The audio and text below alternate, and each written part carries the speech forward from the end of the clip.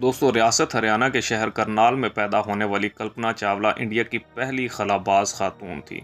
Punjab engineering college India से अपनी bachelor की डिग्री एरोनॉटिकल इंजीनियरिंग में मुकम्मल करने के बाद वो 1982 में अमेरिका चली गई। 1984 में university of Texas aerospace engineering में मास्टर्स किया और फिर यूनिवर्सिटी ऑफ कोलोराडो बाउल्डर से अपनी पीएचडी मुकम्मल की। दोस्तों, 1988 में कल्पना नासा में शामिल हुई, जहां इब्तदाई तौर पर कंप्यूटेशनल फ्लूइड डायनामिक्स की फील्ड में एक बेहतरीन रिसर्च पेश की।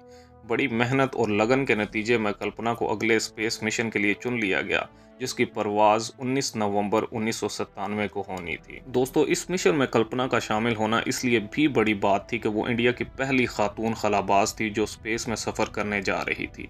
इसी खलाई परवाज के दौरान कल्पना चावला ने किसी सैटेलाइट में खराबी की निशानदेही की, जिसकी वजह से इन्हें बाद में स्पेस स्टेशन में एक टेक्निकल ओहदा दिया गया, जो बहुत बड़ी कामयाबी थी। दोस्तों, पहले कामयाब मिशन के बाद कल्पना को अगले स्पेस शटल कोलंबिया के अमले में भी शामिल कर लिया गया, जिसकी परवाज 16 जनवरी 2003 को हुई।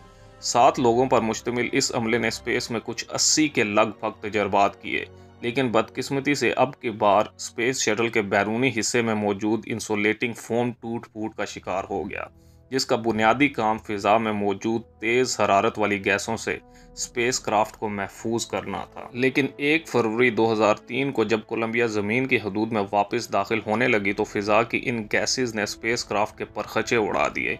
कल्पना समेत इन 7 अजीम खलाबाजों ने भी इस हादसे में अपनी कीमती जानें गंवा दी।